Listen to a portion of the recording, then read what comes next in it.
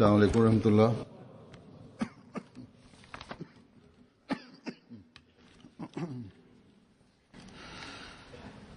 أشهد أن لا إله إلا الله وحده لا شريك له وأشهد أن محمدا عبده ورسوله أما بعد فأعوذ بالله من الشيطان الرجيم بسم الله الرحمن الرحيم الحمد لله رب العالمين الرحمن الرحيم مالك يوم الدين إياك نعبد وإياك نستعين اهدنا الصراط المستقيم صراط الذين أنعمت عليهم غير المغضوب عليهم ولا الضالين.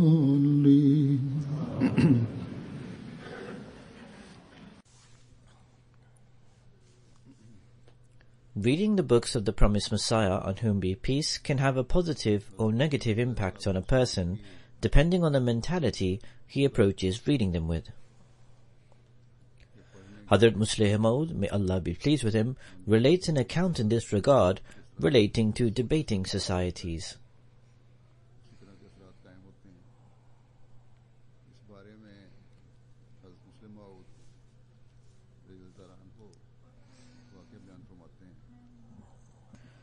Such debating societies that needlessly pit two people against one another, where one argues the correct stance and the other has to contend for the false side. Such a format can affect the mindset of a person, as they would not be saying what they believe to be true in their hearts. Rather, they would merely engage in a contest for the sake of debating.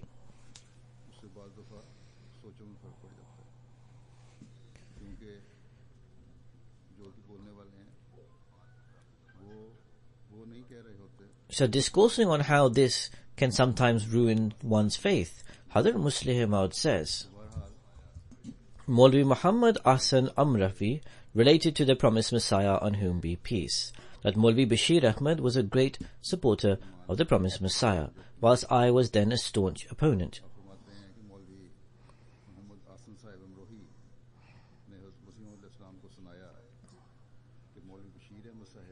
Maulvi Bashir would always advise others to read the book Barahin-e Ahmadiyyat, and he would tell them that its author is a Mujaddid.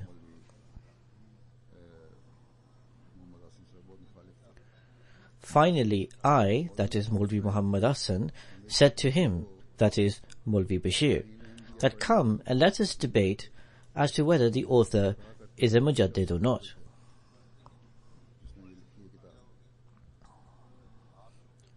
However, the format of the debate would be as follows. As you are a supporter of the author, you have to read the book from the viewpoint of an opponent. And I will read the book from the stance of a supporter because I am an opponent.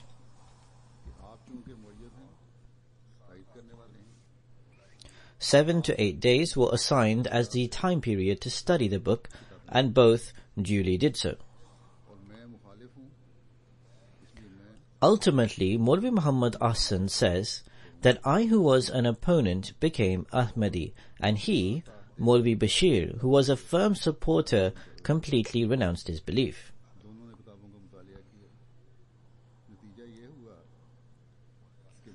Thus, Maulvi Ahsan understood the concepts, whilst faith vanquished from the heart of Maulvi Bashir.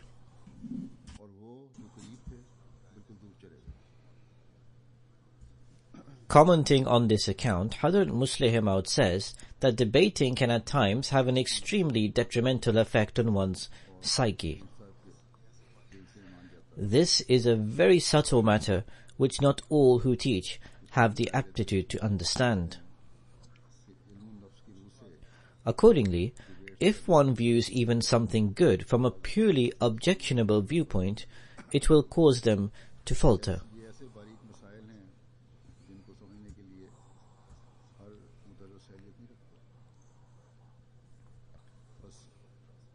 This is why many criticize the books of the promised Messiah after reading them and object to what is written, as their approach is solely with view of raising objections, and they take words out of context from them.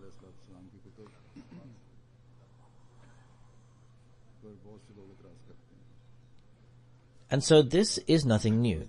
Critics even direct objections against the word of God.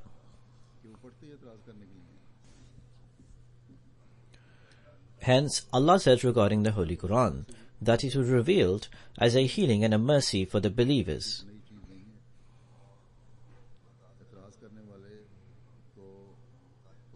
Whereas the transgressors, the unjust, and the critics can incur harm from it. Their objections on Islam lead them to objecting to the being of God Himself, and they begin to question the need for religion altogether.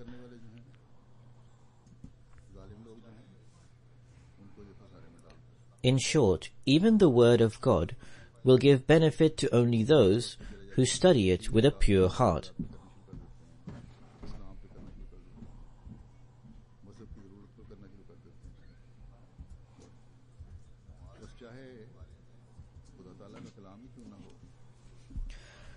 Hazrat Musleh Maud then relates an account of the promised Messiah on whom be peace in regards to the importance of Salat, the formal prayer. And he says, the promised Messiah once went to attend a court case. However, there was a delay in the court proceedings. The prayer time arrived, and despite others advising him not to, the promised Messiah ﷺ left to offer his prayers. In his absence, the court summoned him for the case, but he was engaged in his prayers. Once he had completed his prayers, he returned to the court.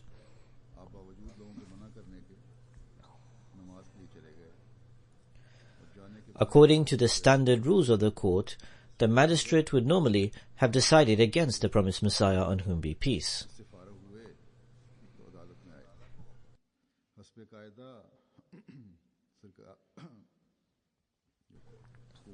However, God was so pleased with the promised Messiah on whom be peace's actions that He turned the attention of the magistrate to the fact that the promised Messiah was praying, and the magistrate overlooked his absence in the courtroom and delivered a verdict in his favor, or in his father's favor,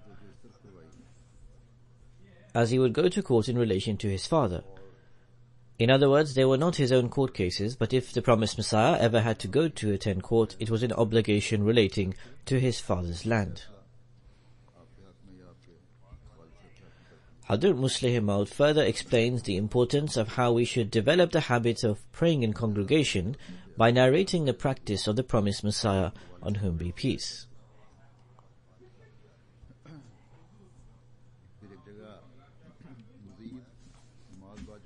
He says one method of praying in congregation is to offer the prayers with one's wife and children.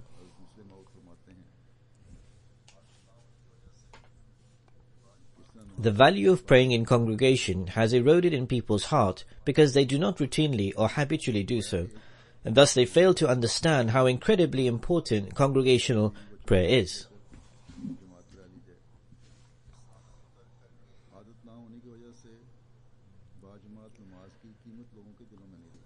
It is necessary to completely abandon the habit of praying alone and instead to start offering prayers in congregation. When the promised Messiah ﷺ could not go to the mosque for congregational prayers because of compelling circumstances, he would offer the prayers in congregation at home instead, and only in mitigating conditions would he offer the prayers individually. The promised Messiah would often pray together with my mother, says Hazrat Musleh Maud, and other women would also join with her.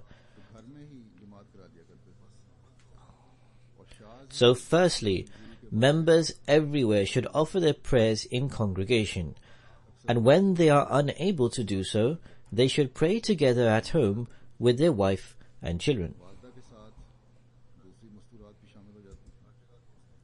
In all areas, arrangements should be made for offering congregational prayers. In larger cities, where members live at various distances from one another, there should be provisions established for praying in congregation in every local area by every local Jamaat. Efforts need to be made to build mosques in those areas where presently there is none. In short, it is so important to pray in congregation that even if at home, one should pray together with their children, so the children also realize how vital it is.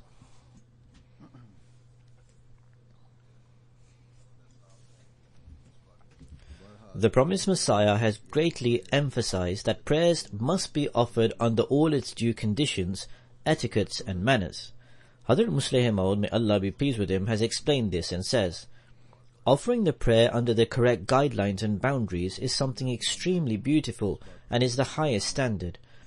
However, if we continue to reduce and diminish the prayer out of our negligence and ignorance, it becomes a completely useless and vain practice.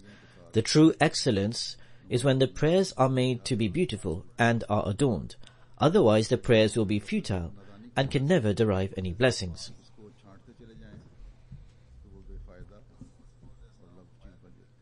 The promised Messiah, on whom be peace, would say that people offer their prayers like chickens who repeatedly peck at corn with their beaks.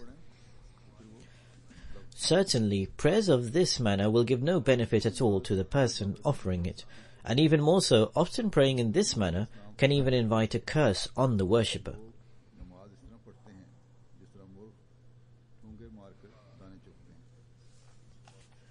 Someone once complained to Hazrat Musleh Maud that subordinates were not saying salam to them, or that children and youth were not saying salam to their elders.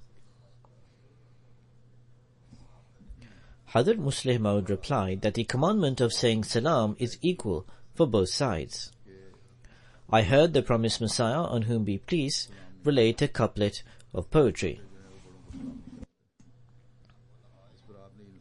that if they do not come, you should walk forward, O Mir. This would not disgrace you if you advance forward first.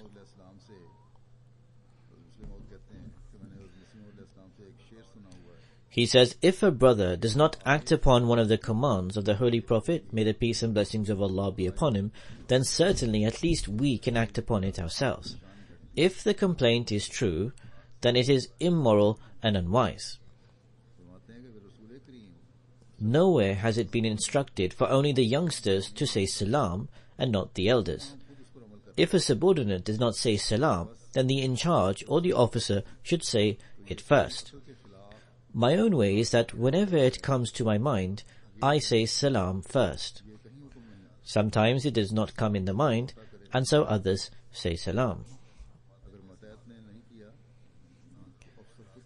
In such matters, instead of being mere spectators and criticizing others, one should become an example for others. Thus, our office holders at any level or rank should become an example to others.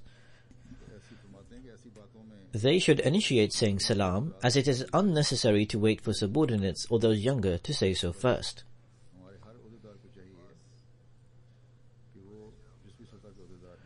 Some of the elders and office holders grudgingly reply to a salam offered to them, and I receive complaints about this also.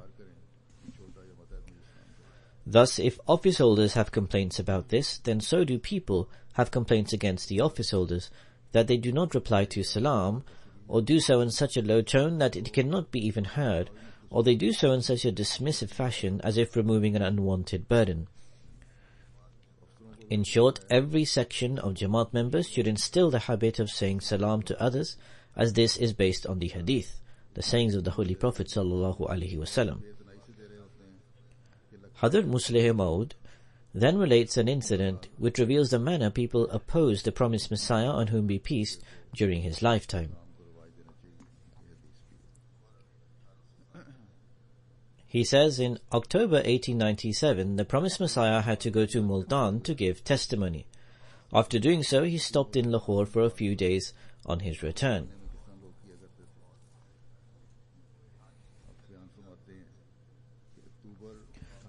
Wherever he went, people on the streets and lanes would hurl vile abuse against him and would shout nasty things.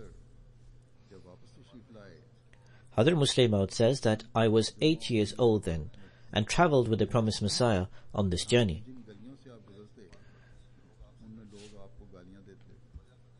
I could not understand why people were so fiercely opposing the promised Messiah, and I was shocked at why people would follow him wherever he went and would clap and whistle behind him.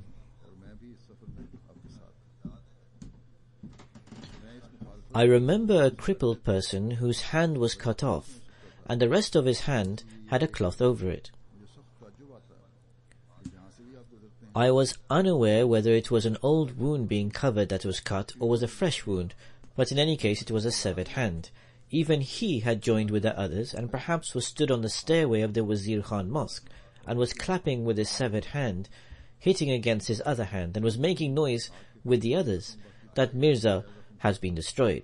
In other words, that he had, God forbid, run away from the challenge. I was completely astonished witnessing this scene, particularly by the man who was trying to clap even without one hand. For a long time I stuck my head outside of the carriage to see this person. The promised Messiah, on whom be peace, then returned back to Qadian from Lahore.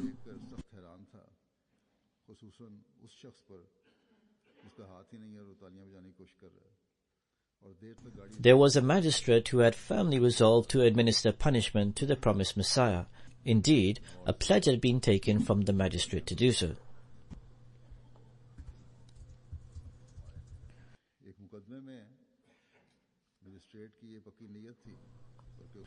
Hadhr Musleh Maud, introducing this incident, says, once the Holy Prophet ﷺ conducted a census among the Muslims, showing there to be 700 Muslims.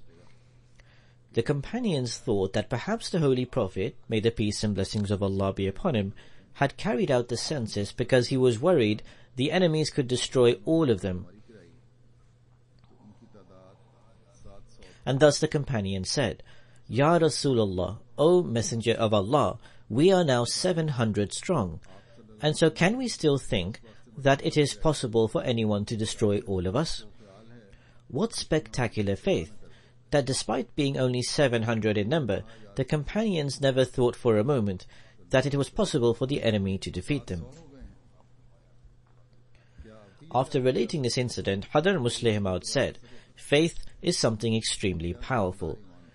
There is an account of the promised Messiah in a gathering in Gurdaspur.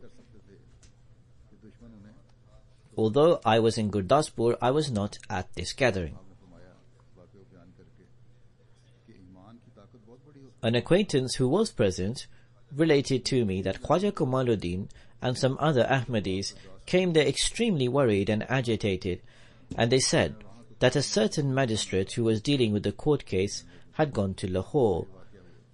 There the Aryas had intensely pressurized the magistrate to punish the promised Messiah, whatever the circumstances, even if the punishment was only for 1 day.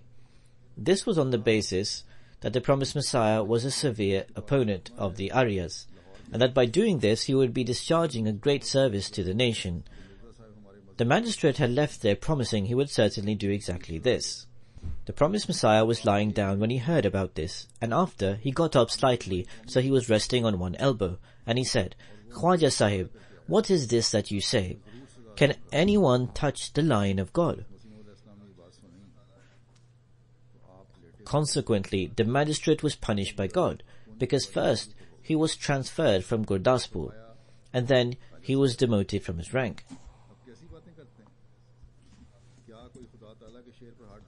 And the other magistrate took his place to give the verdict. In short, the strength of faith is an extremely powerful thing, which no one can contend with. And so it can only be beneficial for people to join the Jamaat if there is faith and sincerity. We should not become happy merely because our numbers are increasing.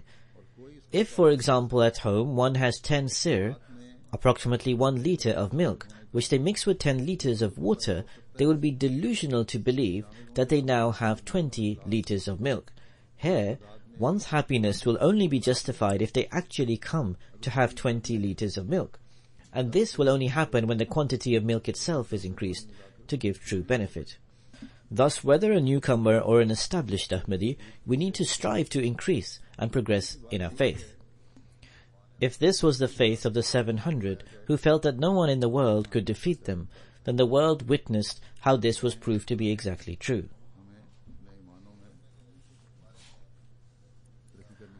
Further mentioning this case elsewhere, Hazrat Muslih Maud said, Khwaja Kamaluddin was in the habit of speaking in longer words than necessary. He said, Your Holiness, that is the promised Messiah, the magistrate will definitely imprison and punish you, and so it is better for you to reconcile with the other party. The promised Messiah sat down supported by his elbows and said, Khwaja Sahib, it is not that simple for anyone to lay their hands on the Lion of God. I am the Lion of God. Let anyone attempt to try to harm me. This is precisely what came to pass, in that the son of one of the magistrates appointed to decide on the case became a lunatic. This magistrate's wife, who although did not accept the promised Messiah on whom be peace, as God's chosen one, she yet wrote to him, her husband the magistrate, that as you insulted God's saint, and one of our sons has gone insane, and now beware of what may happen to our other child. The magistrate was well educated and did not believe in such theories, and thought that his wife had said something extremely ignorant, and thus shunned his wife's plea. Consequently, their second son drowned in a river. The son was bathing in the river Ravi when a crocodile grabbed hold of his leg, and this is how he eventually met his end. The magistrate in question would leave no stone unturned to cause discomfort to the promised Messiah on whom be peace,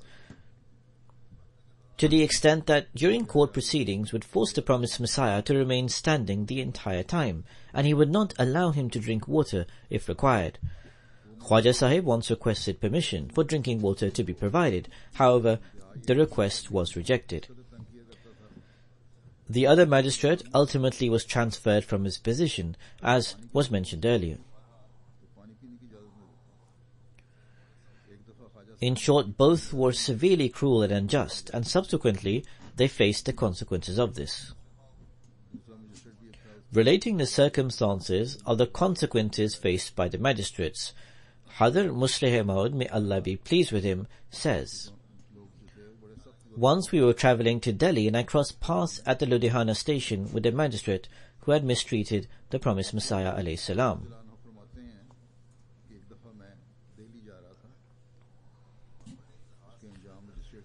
With great pain, the magistrate said, Pray that Allah grants me patience, as I have greatly wronged, and in my current state, I fear I will go completely insane. Hazrat Muslih Maud, may Allah be pleased with him, says that such signs are bayinat, a discrimination through which Allah the Almighty manifests to the world the truth of His prophets.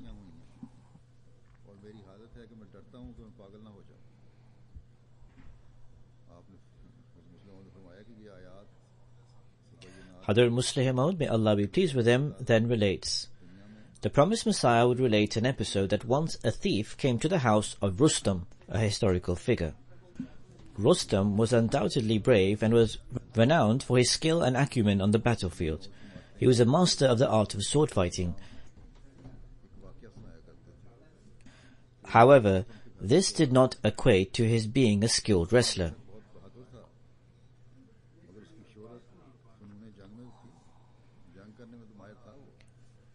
Nonetheless, the thief came, and Rustam tried to seize him. However, the thief was an able wrestler, and duly fell Rustam onto the floor.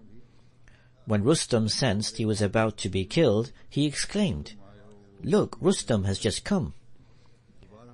Hearing this, the thief immediately let go of Rustam and ran away.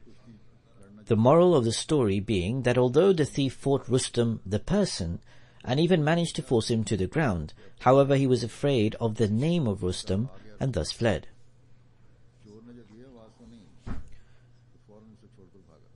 In this regard, he admonishes that sometimes people spread rumors which erode people's courage and resolve.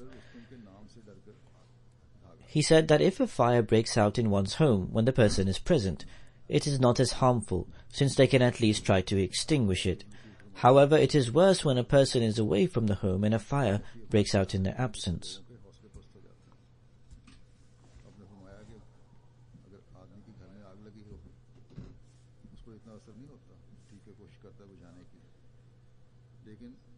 Then he says, during the war, it is more dangerous and threatening for there to be a clamor that bombs are going to be dropped than for bombs to actually be dropped. In short, rumors and hearsay sometimes create cowardice.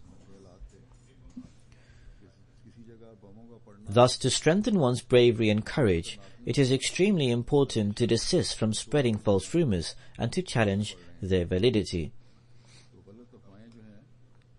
Although the thief had overpowered Rustam the person, it was fear surrounding Rustam's name which led to the thief to flee.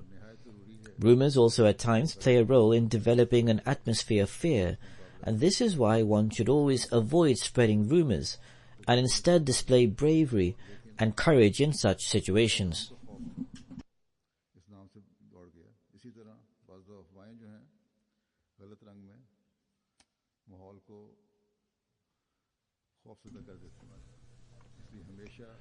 Hazrat Musleh Maud says regarding the case with Karamdeen that in the end of 1902, a person named Karamdeen filed a lawsuit for defamation against the Promised Messiah, on whom be peace, and a summon was issued for the Promised Messiah to appear in court located in Jhelum.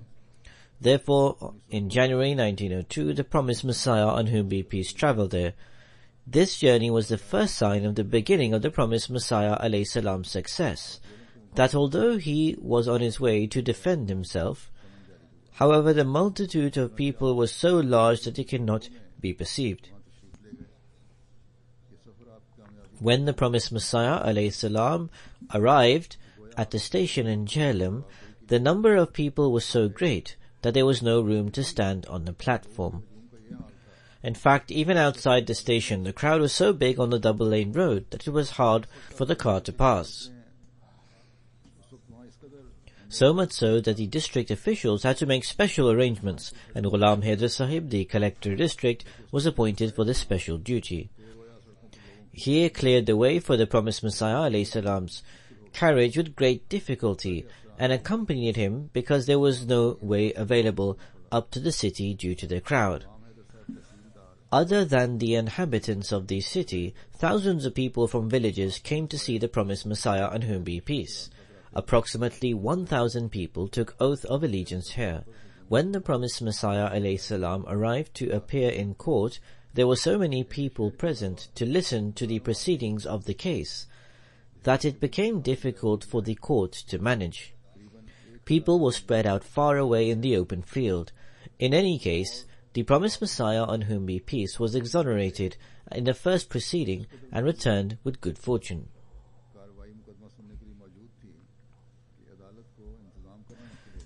In any case, after this, as Hazrat Musleh Maud has mentioned before, that the numbers started to increase. Starting from 1903, the Promised Messiah's progress and the progress of the Jamaat commenced in an astonishing manner. Sometimes up to 500 people used to daily write letters for oath of allegiance, and the followers of the Promised Messiah reached hundreds of thousands in number. All types of people took the oath of allegiance on the hands of the Promised Messiah, and this movement started to expand with immense force. After expanding from Punjab, it started to spread in other provinces and countries, and this happened during the lifetime of the Promised Messiah. How Allah the Almighty punishes for contemptuous and slanderous behavior. One incident of the magistrate was mentioned.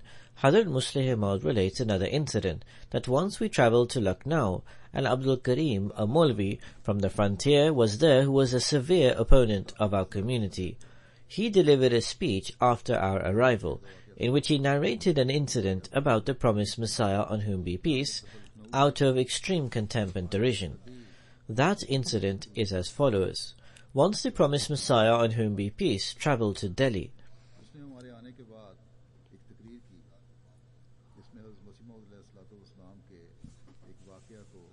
Our maternal uncle Mirza Herat Delvi was there.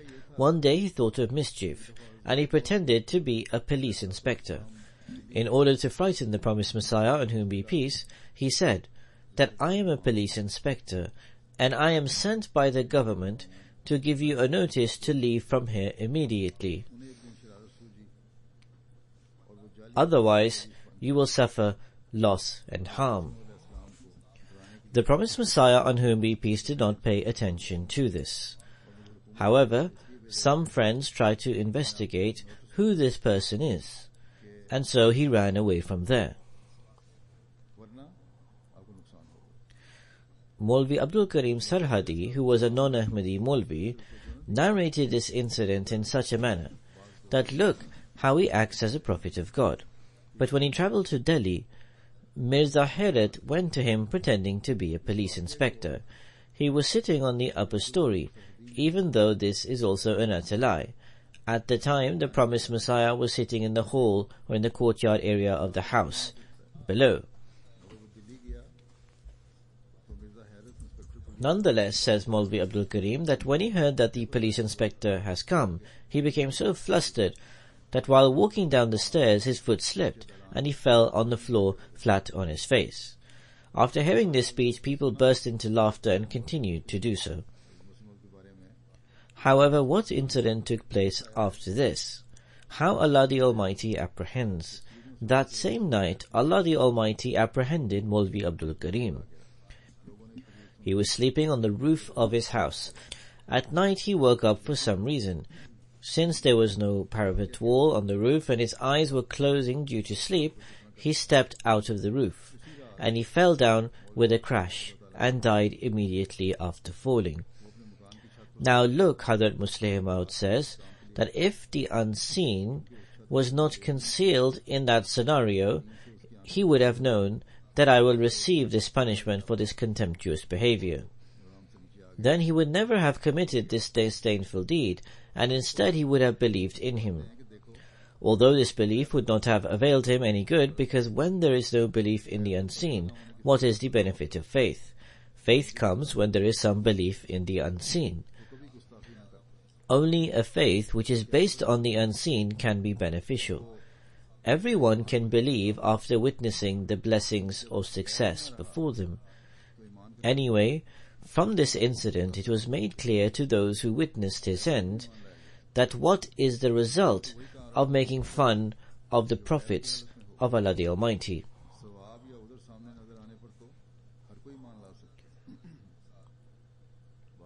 Today, those people who adopt a way of mockery towards the Holy Prophet sallallahu alaihi wasallam, or of vulgarity, the Holy Prophet sallallahu alaihi wasallam is the most beloved Prophet of Allah the Almighty. Will Allah the Almighty spare the foolish acts of people committed against the Holy Prophet sallallahu alaihi wasallam? No. Instead, Allah the Almighty makes such people a sign of admonition in this world as well. Hence the remedy for such people is not through the hands of the Muslims or by guns. Rather, it should be through prayers. However, only Ahmadis have the true insight and understanding of this, and for this reason, as I have said, we should pour our troubles in prayers, and specially pray during these days.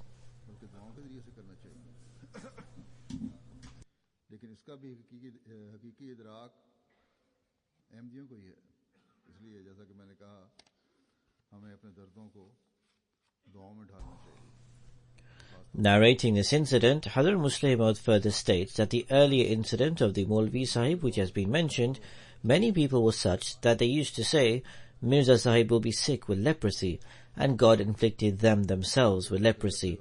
Many used to say that Mirza Sahib will be sick due to the plague. God destroyed those who said this with the plague. When there are thousands of examples of this type, how can we carry them as coincidences? Hence, acquire such a pure change in yourself that the world can realize and feel it. Your condition should be such that by witnessing your righteousness and purity, your acceptance of prayers and your relationship with Allah, people are constantly attracted this way. Keep in mind that the advancement of Ahmadiyyat will be through such people. And when you reach that status, or get close to it, then if you do not step outside, instead you sit in a hidden corner, people will gather around you as there as well. And inshallah, God willing, they will enter Ahmadiyyat.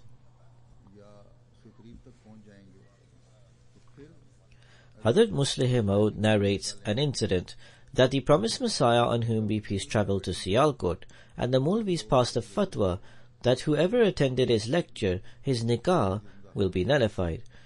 But because the promised Messiah's charisma was such that people did not even care about this fatwa, guards were appointed on the streets to prevent people from seeing him. Stones were gathered on the roads to hit those who did not stop. Then they prevented people from listening to the lecture by grabbing them and taking them out the Jalsa Gah. Hazrat Muslih Maud states that BT Sahib was city inspector in Sialkot at the time, who later became the superintendent of the police. He was in charge there to supervise and to maintain the peace.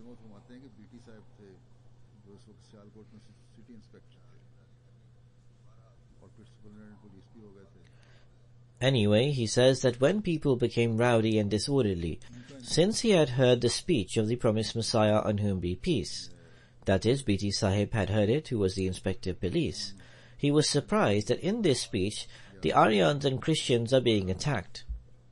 And what was said by the promised Messiah does not oppose Islam, even if it is against the beliefs of the Maulvis. And if those things are truthful, then truthfulness of Islam is proven. Then what is the reason for Muslims to create disorder? Then Hazrat Muslih Maud says that although he was a government official, he stood up at the Jalsa and said that he, the promised Messiah, says that the God of the Christians has passed away. O Muslims, why do you get angry by this?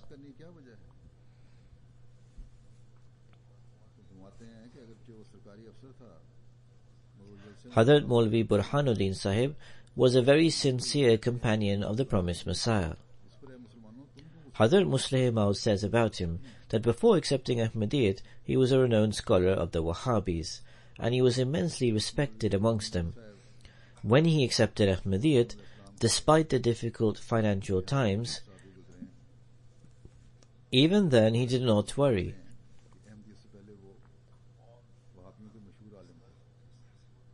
And he spent his days in that poverty. He was a very contented person by nature. Seeing him, no one could figure out that he is a scholar. Instead, a person would think that he is apparently a worker or a labourer. He was a man of very humble nature. Hazrat Muslih Maud states that I always remember a joke narrated by him. When the promised Messiah visited Sialkot, and severe opposition occurred there. When he returned afterwards, the opponents started to severely persecute anyone whom they found to be an Ahmadi. Maulvi Burhanuddin Sahib was also returning from the station after seeing off the promised Messiah and helping him embark on the train. People picked up cow dung and started throwing it on Maulvi Burhanuddin Sahib. One person even thrust cow dung in Maulvi Burhanuddin Sahib's mouth, but he kept on tolerating this, suffering happily, and whenever cow dung was thrown at him, he used to say with great joy that how these days have come about, how these delightful occasions have come about. The person who narrated this incident stated that there was no sign of displeasure on his face. So there are various versions and narrations of this incident. Anyway, in short, he expressed his happiness, even though the original words aren't available. There was no sign of displeasure on his face, and he understood the way he was being treated due to the opposition as a blessing of God. Anyways, Hadhr Musleh Maud says that he was a very sincere man, and he used to narrate a strange incident which was the cause of him to become an Ahmadi. Although he became an Ahmadi a little later, but he had recognized the promised Messiah long time before his claim. In the middle there was some delay. In the beginning, when he heard about the promised Messiah, he went to Qadian on foot. After arriving in Qadian, he found out that the promised Messiah was visiting Gurdaspur. Maybe there was a court hearing or there was some other reason. I don't recall correctly. He reached Gurdaspur immediately. Hazrat Hafiz Hamid Ali Sahib, who was the promised Messiah alayhi salam's old servant and companion, long before his claim, and he met him there. The promised Messiah was staying in the house underneath or somewhere else, and the room where he was staying there had a curtain on the door. Upon inquiry by Maulvi Burhanuddin Sahib, Hafiz Hamid Ali Sahib said that the promised Messiah is working in his room. Maulvi Burhanuddin Sahib said, I want to meet with the promised Messiah. Hafiz Sahib said that the promised Messiah has prohibited visits due to his engagements, and has commanded that he should not be called upon. Maulvi Sahib requested earnestly that somehow make a meeting possible. But Hafiz Sahib said, how can I present this request when the promised Messiah has prohibited them? However, after several earnest requests, he obtained permission from Hafiz Sahib to see the promised Messiah by just glancing through the curtain. So he saw the promised Messiah through the curtain, or just saw him in a discreet manner. Anyway, Hadhr Musleh Maud states that at the time I do not remember the details. So he went towards the room where the promised Messiah was staying, and he lifted the curtain and peeped through and saw the promised Messiah was walking back and fro. At the time, the promised Messiah's back was towards the door, and he was walking briskly towards the wall on the other side. It was the promised Messiah's habit, Hadhr Musleh Maud narrates, that when he used to write a book, pamphlet, or some article, then often he used to write while walking, and he used to read along in a low voice. At the time, the promised Messiah was writing an article, and he was walking briskly and was reading along. When the promised Messiah reached near the wall and was about to turn around, Maulvi Burhanuddin Sahib says that I ran from there so the promised Messiah may not see me. Hafiz Hamid Ali Sahib or someone else inquired, what happened? Did you see the promised Messiah on whom be peace? He replied, that is all I have understood. And he said in Punjabi that one who walks briskly in a room is definitely going to a far-off place. Meaning the one who is walking so fast in a room, it seems like that his intended destination is far off. And at the time, it was instilled in Maulvi Burhanuddin's heart that the promised Messiah will definitely do something magnificent in the world. Hadhr Musleh Maud says that this is a focal point, but the one who possesses spiritual light can see. At the time, Maulvi Burhanuddin Sahib left without saying anything to the promised Messiah. Since this was instilled in the heart for this reason, when the promised Messiah made his claim, then Allah the Almighty enabled him to accept Ahmadiyyat, and granted him such sincerity that he did not worry about any opposition. So Hadhr Musleh Maud says that working swiftly has a tremendous effect on ours. And then he said that the habit of working and thinking swiftly should be inculcated in children.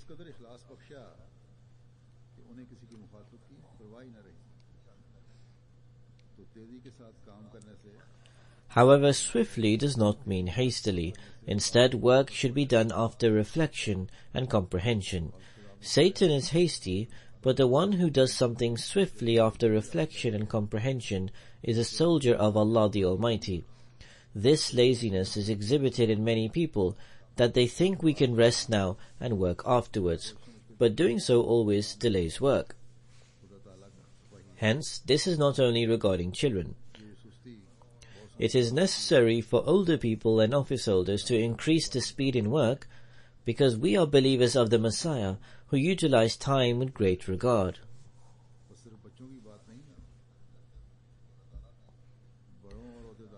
Since Allah the Almighty said in a revelation that His time will not be wasted, hence we should pay attention towards this.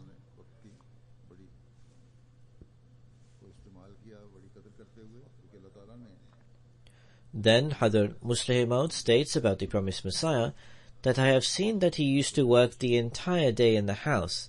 However, he used to go for a walk on a daily basis. This was a must once a day. There was work related to writing, giving speeches and meeting people, but despite all of these activities, he certainly used to go for a walk. Regardless of his age of 74 or 75 years, he was very particular about a daily walk. Now the age is mentioned here by Hadhr Musleh Maud as an approximate. It is not necessary to debate this. Some people habitually start arguments after hearing a reference here that was at 73, 74 or 75 years old. Hadhr Musleh Maud is mentioning this as an approximation. Hence, anyway, he said that regardless of the old age, the promised Messiah used to be so particular about the daily walk that it is not possible for us to do so today. Sometimes we are not able to go out for a walk, but the promised Messiah always went for a walk. Hadhr Musleh Maud says that walking around in open air and benefiting from it is useful for the mind.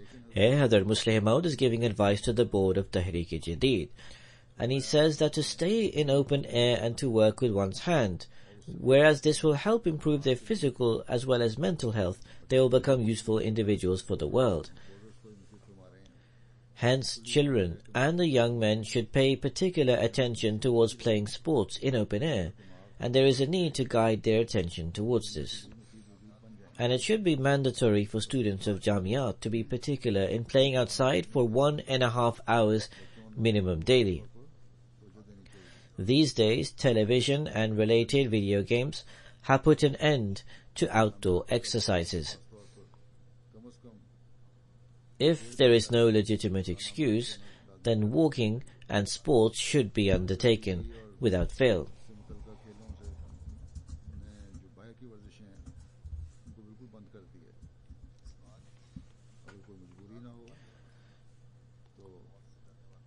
Elaborating on this point that the enemy frightens those who fear death, Hadhr Musleh Maud narrated the incident from Jhelum of Maulvi Burhanuddin Sahib in such a manner that when the promised Messiah, on whom be peace, went to Sialkot, the Maulvis issued a fatwa, an edict, that whoever will go near to Mirza Sahib, the promised Messiah, or listen to his speeches, his nikah will be nullified. He is an infidel and the Antichrist. Speaking to him and listening to his talks and reading his books are absolutely forbidden. Instead, hitting him and murdering him will result in reward. So this is not something new about the Maulvis. This has always happened since the outset. In the presence of the promised Messiah, they did not dare to create disorder, because at the time, police were also on the watch, and government officials were also there, and many people were also. So at the time, they did not dare to create disorder, because Ahmadis were gathered on all sides. They consulted with each other to create disorder after the promised Messiah leaves. Hadhr Musleh Maud says that I was also with the promised Messiah at the time. When the promised Messiah departed from there and sat in the carriage, countless men were standing around till far away, and they began to throw stones, but how could stones hit a moving carriage? That would be very unusual. They tried to hit us, but it ended up hitting one of their own men. Hence, their plan failed. The rest of the Ahmadis who were gathered there because of the promised Messiah, some of them were from nearby villages, and after his departure they dispersed here and there, and a few local Ahmadis remained behind, or those guests from outside communities. The opponents started attacking them at the station. Maulvi Burhanuddin Sahib was also amongst those who were attacked. He has been mentioned before. The opponents pursued him, hit him with stones and verbally abused him. Then that incident took place when he was taken to a shop and cow dung was thrust in his mouth. So mentioning this, Hadhr Musleh Maud states, when this cruelty was being committed on Maulvi Sahib, instead of using foul language in reply towards them or making noise, the person who witnessed this incident states, Maulvi Sahib would say with the immense tranquility and joy that Subhanallah, glory be to Allah, who has the good fortune to see this day. Such days are only granted when the prophets of Allah appear, and it is Allah the Almighty's favour that He has made me endure this day. Hadhr Musleh Maud says that those people who were attacking after a short while rebuked their own actions, and they felt shame and disgrace, so they left him. So the point is that when the enemy notices that these people fear death, therefore he says, let's scare them.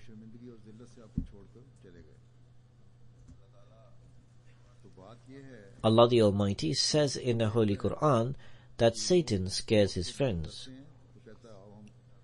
So when someone gets scared, the enemies think that this person is satanic. However, if that person does not get scared,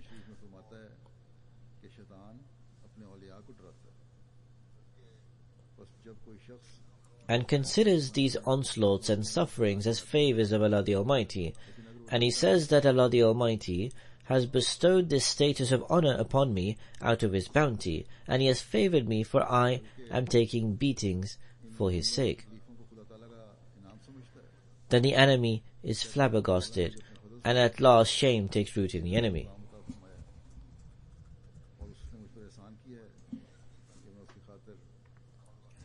There is also another incident of Maulvi Burhanuddin. As it has been mentioned that Maulvi Burhanuddin Sahib was the most sincere companion of the promised Messiah. He was a very jolly fellow. Due to his death and the death of late Maulvi Abdul Karim Sahib, the thought of establishing Madrasa Ahmadiyyat occurred to the promised Messiah, which later formulated into Jamia Ahmadiyya.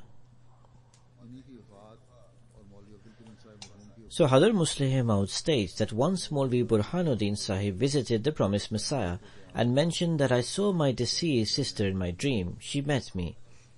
I asked her that, sister, tell me, what is your condition there? She stated that God has done a great favour and blessing. He has pardoned me, and now I live in paradise comfortably. I inquired that, sister, what do you do there? She replied, and this is also a joke, she said, I sell plums in paradise. Maulvi Burhanuddin Sahib stated, this was in the dream, sister, our luck is strange. Do we even have to sell plums in paradise? Since there was poverty in his family, so his attention was directed towards this in his dream. After hearing this dream, the promised Messiah ﷺ said, this dream was narrated to the promised Messiah. The promised Messiah said its interpretation is something different. In the dream he thought it was a mockery, and he did not forget to joke about it, because he would often be joking. The promised Messiah ﷺ said, the plum in actuality is a fruit of paradise, and it signifies absolute love, which is everlasting, because the everlasting lote tree in the seventh heaven is the dwelling of love. Hence the interpretation of this dream was that I disseminate Allah's everlasting love amongst the people. The meaning of sister was that I disseminate Allah's love amongst the people. Then Hadhr Musleh Maud elaborates, hence wherever a believer stays, he will have to work. That is, after death, when someone goes to paradise, he won't be resting all the time. He will have to work, as Maulvi Burhanuddin Sahib's sister told him what work she does. If at some point it occurs to someone that now it is time to rest, then it would mean that he has lost his faith. Because what Islam has labelled as faith and rest is working. Allah the Almighty clearly says, فَإِذَا فَرَغْتَ فَانْصَبْ وَإِلَىٰ رَبِّكَ فَارْغَبْ. So when thou art free, strive hard, and to thy Lord do thou attend wholeheartedly. We should always keep this focal point in mind. From this interpretation, there is no rest for you, what the people in the world call rest. However, the meaning of rest that is promised in the Holy Quran is something you can attain easily.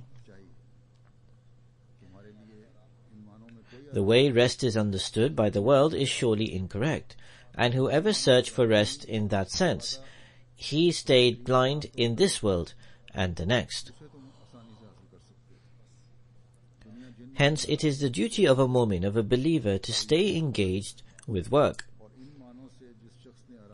When he accomplishes one objective, he should prepare himself to look for another target. And this is the recipe and the secret of individual and communal advancement. May Allah the Almighty grant us the ability to do so.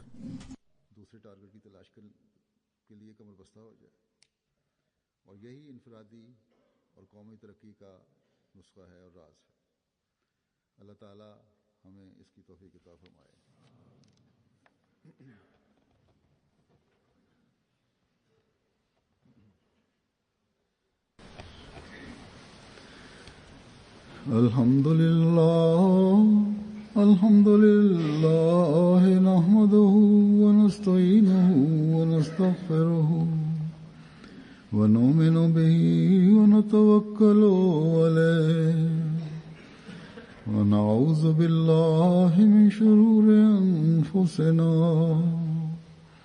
wa min sayyiati a'malina. من يهده الله فلا مضل له ومن يضلله فلا هادي له ونشهد أن لا إله إلا الله ونشهد أن محمدا عبده ورسوله. عباد الله رحمكم الله إن الله يأمر بالعدل والإحسان وإيتاء ذي القربى وينهى عن الفحشاء والمنكر والبغي يعظكم لعلكم تذكرون. اذكروا الله يذكركم وادعوه يستجب لكم ولذكر الله أكبر.